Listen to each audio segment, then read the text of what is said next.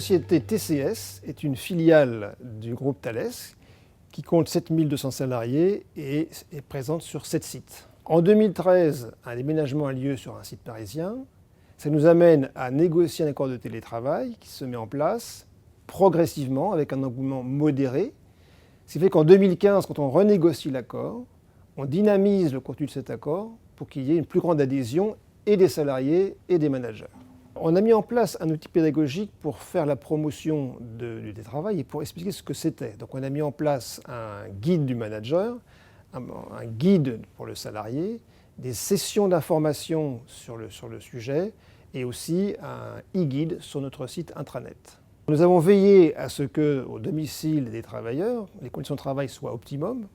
Donc on a apporté attention à la table de travail, au siège, on les a équipés d'un PC, d'un téléphone, d'une ligne téléphonique, etc. pour qu'ils puissent être dans des conditions comparables à celles qu'ils ont sur le lieu de travail. Les employés y voient un vrai bénéfice. D'une part, l'équilibre vie professionnelle et vie privée. Deuxièmement, plus d'autonomie, la confiance leur est donnée. Et puis troisièmement, il faut le reconnaître aussi, un gain de temps et une économie de dépenses. Nous avions dans l'accord de 2013 4% de personnes en télétravail. Nous en avons aujourd'hui 6,5%.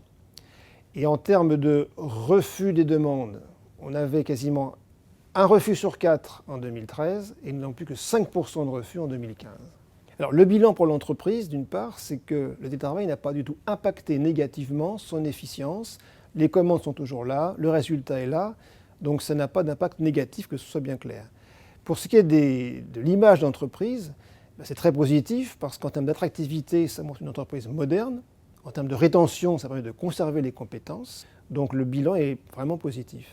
Alors pour ceux qui veulent mettre en place le télétravail, je donnerai 2 conseils majeurs. Le premier, c'est qu'il faut le soutien de la direction générale. Il faut que le manager soit vraiment à nous soutenir. Et puis deuxièmement, il faut que la communication vis-à-vis du personnel, des managers et des salariés soit très travaillée en aval et en amont.